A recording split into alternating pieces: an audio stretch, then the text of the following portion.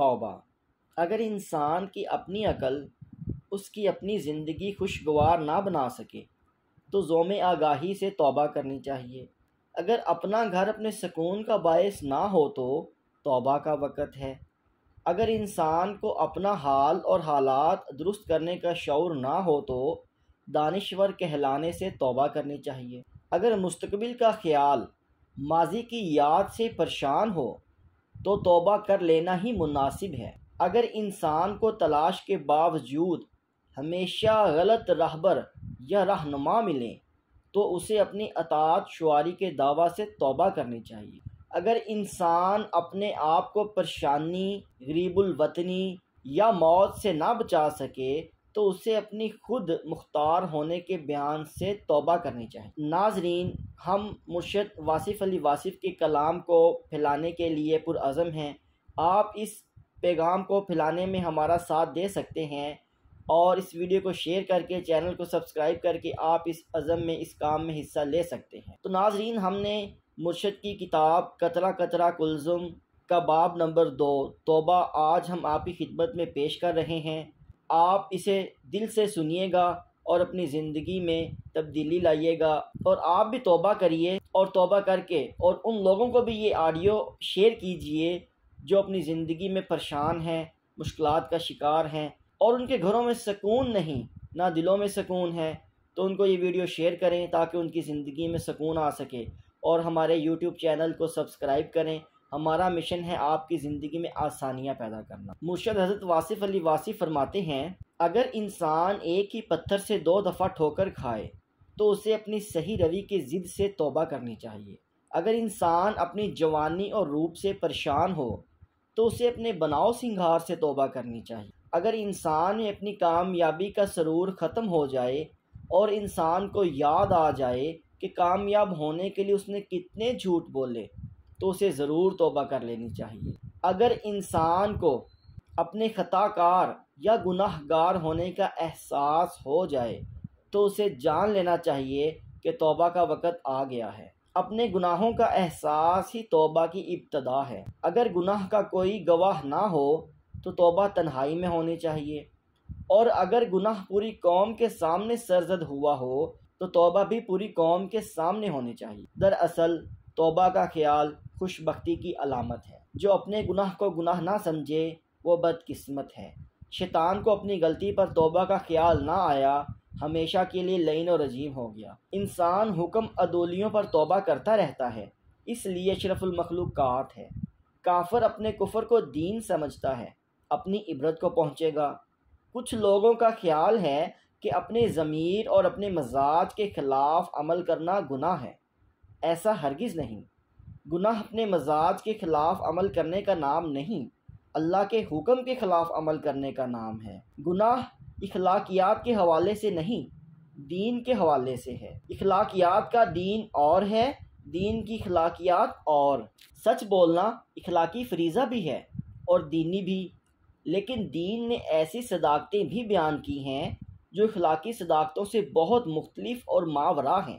اللہ، فرشتے، رسول، معبد اور روح ایسی صداقتیں ہیں جنہیں اخلاقیات سمجھنے سے قاصر ہے۔ اخلاقیات انسانوں کے بنائے ہوئے ضابطہ حیات کا نام ہے اور دین اللہ کے عطا کیے ہوئے ضابطہ حیات کا نام ہے۔ گناہ اللہ کے فرمان سے انکار کا نام ہے۔ ایک پیغمبر اور اخلاقی مفکر میں صرف یہی فرق ہے کہ پیغمبر کسی اور دنیا کی صداقت بھی بیان کرتا ہے، جبکہ مفکر اسی دنیا اور اسی معاشرے کی اصلاح کی بات کرتا ہے۔ اخلاقیات دین کا حصہ ہیں، لیکن دینیات اخلاقیات سے بہت بلند ہے۔ یوں کہہ سکتے ہیں کہ دینیات اخلاقیات اور الہیات کے مجموعے کا نام ہے۔ بہرحال توبہ اپنی پسند اور ناپسند کے حوالے سے نہیں، یہ اللہ کی پسند اور ناپسند کے حوالے سے ہے۔ ہم اس شے سے توبہ کرتے ہیں جو ہمارے عمل میں اللہ کی ناپسند کا باعث ہو۔ اس میں برائی بھی شامل ہو سکتی ہے اور وہ عبادت بھی جسے ریاکاری کہا جاتا ہے، اور وہ منافقت بھی جسے فیشن کے طور پر اختیار کیا جاتا ہے۔ ہمارا ہر وہ عمل جو اللہ کو ناپسند ہو گناہ ہے، اور ایسے عمل سے توبہ کرنا ہی عذاب سے بچنے کا ذریعہ ہے۔ اللہ اور انسان کے مزاج میں بڑا فرق ہے۔ خالق اور مخلوق کے درجات کے علاوہ بھی فرق ہے۔ اگر تھوڑی دیر کے لیے کسی ملا کو دنیا کی خدائی دے دی جائے تو اس دنیا میں کیا کیا تبدیلیاں کر دے گا۔ کافروں کو نیست و نابود کر دے گا، یہودیوں کو فی النار کر دے گا، غیر اسلامی معاشروں کو تباہ کر دے گا۔ غرض یہ کہ اس دنیا کو اپنا جیسا مسلمان کر دے گا۔ یہ انسان کی خدائی ہوگی۔ اللہ کی خدائی وہ ہے جو ہے۔ اللہ کے ہاں پسندیدہ دین اسلام ہی ہے، لیکن کافروں کو پیدا کرنا، انہیں طاقت اور قوت دیتے رہنا، مسلمانوں کی جو حالت ہے اسے خاموشی سے دیکھتے رہنا اللہ ہی کا کام ہے۔ انسان اور خدا کے عمل میں جو فرق ہے اس پر غور کرنا چاہیے۔ ہماری جو مرضی اللہ کے علاوہ ہے غلطی ہو سکتی ہے، اس غلطی سے توبہ کرنا لازم ہے۔ ہم اپنے لیے ایک زندگی چاہتے ہیں، ایک انداز کی زندگی۔ اللہ ہمارے لیے زندگی چاہتا ہے، ایک اور انداز کی زندگی۔ اگر ان دونوں میں فرق ہے تو غلطی موجود ہے۔ اللہ کی پسند کے علاوہ کسی انداز کی زندگی کو پسند کرنا گناہ ہے، اس سے توبہ کرنا ضروری ہے۔ پیغمبر خطا سے معصوم ہوتا ہے۔ کسی پیغمبر کا استغفار پڑھنا عجب ہے۔ نئے مقامات حاصل ہونے پر پرانے مقامات سے استغفار ہے۔ عروج کی منزل استغفار اور الحمد کی منزل ہے۔ نئی بلندیوں کا شکر اور پہلے درجے پر استغفار، مطلب یہ ہوا کہ ایک مکمل اور وحی الہی کے مطابق چلنے والی زندگی کے لیے بھی استغفار کا عمل منشاء الہی کے عین مطابق ہے۔ عروج کی منزل استغفار اور الحمد کی منزل ہے۔ نئی بلندی کا شکر اور پہلے درجے پر استغفار، مطلب یہ ہوا کہ ایک مکمل نیک اور وحی الہی کے مطابق چلنے والی زندگی کے لیے بھی استغفار کا عمل منشاء الہی کے عین مطابق ہے۔ توبہ اللہ کی رضا کا حصول ہے۔ بار بار غلطی کرنے اور بار بار توبہ کرنے کے بارے میں اکثر پوچھا جاتا ہے۔ اگر انسان کو گناہ سے شرمندگی نہیں تو توبہ سے کیا شرمندگی؟ توبہ کا عمل ترک نہ ہونا چاہیے۔ اگر انسان کو موت آ جائے تو اسے حالت گناہ میں نہ آئے بلکہ حالت توبہ میں آئے، اور کچھ خبر نہیں موت کس وقت آ جائے۔ گناہ کا احساس پیدا ہو جائے تو گناہ سے نفرت ضرور پیدا ہوگی۔ نفرت ہو جائے تو دوبارہ گناہ نہ کرنے کا عزم پیدا ہوگا۔ دوبارہ گناہ نہ کرنے کا ارادہ ہی توبہ ہے۔ اللہ کو گواہ بنا کر اپنی غلطی پر معذرت اور آئندہ ایسی غلطی نہ کرنے کا وعدہ توبہ کہلاتا ہے۔ توبہ منظور ہو جائے تو وہ گناہ دوبارہ سرزد نہیں ہوتا۔ جب گناہ معاف ہو جائیں تو گناہ کی یاد بھی نہیں رہتی۔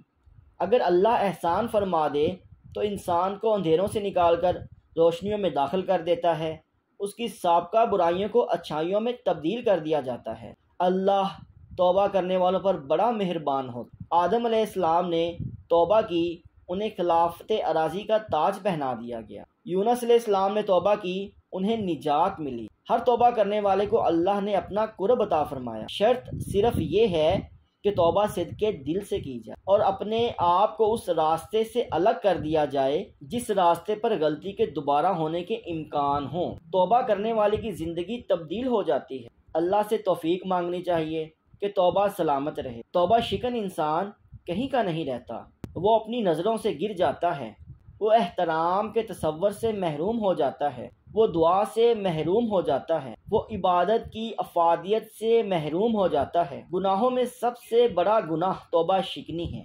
توبہ شکنی انسان کی شخصیت کو اندر سے توڑ پھوڑ دیتی۔ اس کا ظاہری وجود بے خراش ہو تب بھی اندر کا وجود کاش کاش ہو جاتا ہے۔ گناہ دراصل بالعموم انسان کو نقصان پہنچانے والا عمل ہوتا ہے۔ انسان سمجھتا نہیں۔ خالق نے جس عمل سے روکا ہے اس سے رک جانا ہی سعادت کا ذریعہ ہے۔ ادب کی دنیا میں اگر مصنف ایسی کتاب تحریر کرے جس کے قاری میں گناہ کی رغبت یا میلان پیدا ہو جائے تو ایسی تخلیق گناہ ہی کہلائے گی۔ ایسے گناہ سے توبہ کرنا لازم ہے۔ مصنف کا عمل تصنیف ہے اور یہ عمل خیر یا شر کے باب میں اپنا انجام ضرور دیکھے گا۔ گناہوں پر اکسانے والے کا انجام گناہ گار کے انجام سے بھی زیادہ خطرناک ہوگا۔ نیکی پر گامزن کرنے کا عمل نیک اعمال میں سب سے زیادہ مستحسن عمل ہے۔ ادیب مر جاتا ہے، ادب زندہ رہتا ہے۔ اور ادیب اپنی تاثیر پیدا کرتا رہتا ہے۔ تاثیر پیدا کرنے والا مرنے کے بعد بھی اپنے نامہ مال میں اپنے کاری کی نیکی یا بدی کے حوالے سے اضافہ کرتا رہتا ہے۔ جس نے جتنے زیادہ لوگوں کو نیک بنایا اسے اتنا ہی زیادہ انعام ملے گا۔ مصنف کو اپنی گناہ سزا اور گناہ پرور تصانیف سے توبہ کرنی چاہیے۔ اگر توبہ قبول ہو گئی تو اسے نیک تصانیف کا شعور عطا ہوگا، جس سے وہ ہر آنے والے دور سے دعائیں حاصل کرے۔ آنے والے زمانوں کی دعائیں یا بد دعائیں جانے والے انسانوں کے لیے بڑی تاثیر رکھتی ہیں۔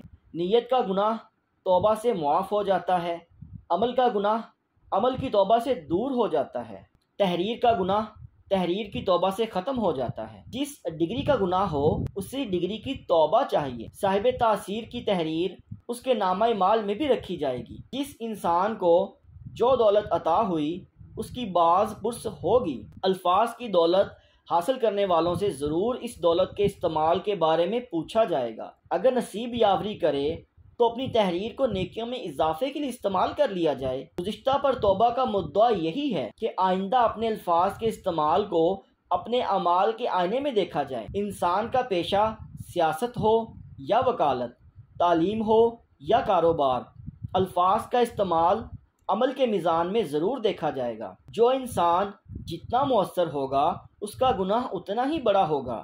ہم اپنے گناہوں کو اپنے حلقہ تاثیر میں سند بنا دیتے ہیں اور یوں ہم سزا کے زیادہ مستحق ہو جاتے ہیں۔ اگر توبہ برملا نہ ہو تو برملا گناہ معاف نہیں ہوتا۔ جتنے بڑے ہجوم میں جھوٹ بولا گیا ہو اتنا بڑا جھوٹ ہوتا ہے اور اس کے لیے اتنی ہی بڑی سزا ہے۔ اس سے نجات کا واحد راستہ یہی ہے کہ اسے اتنے بڑے ہجوم میں توبہ کی جائے یا آئندہ ہجوم کے سامنے آنے سے توبہ کی جائے۔ تو ناظرین، یہ ہمارے مرشد حضرت واصف علی واصف کی کتاب قطرہ قطرہ کلثوم میں سے مضمون نمبر 2 توبہ تھا، جو ہم نے آپ کی خدمت میں پیش کیا۔ ہم امید کرتے ہیں کہ یہ مضمون آپ کی زندگی پر بہت زیادہ اثر پیدا کرے گا اور آپ بھی توبہ کریں گے اور اپنی زندگی کو تبدیل کریں گے، اور آنے والے وقت میں انشاءاللہ آپ اس مشن کا حصہ بنیں گے اور اس مشن کو پھیلانے میں ہمارا بھرپور ساتھ دیں گے۔ نیک دعاؤں میں ہمیں یاد رکھیے گا۔ ملتے ہیں نیکسٹ ویڈیو میں۔ رکھیے اپنا اور اپنے پیاروں کا ڈھیر سارا خیال۔ ہمیں دیجیے اجازت۔ السلام علیکم۔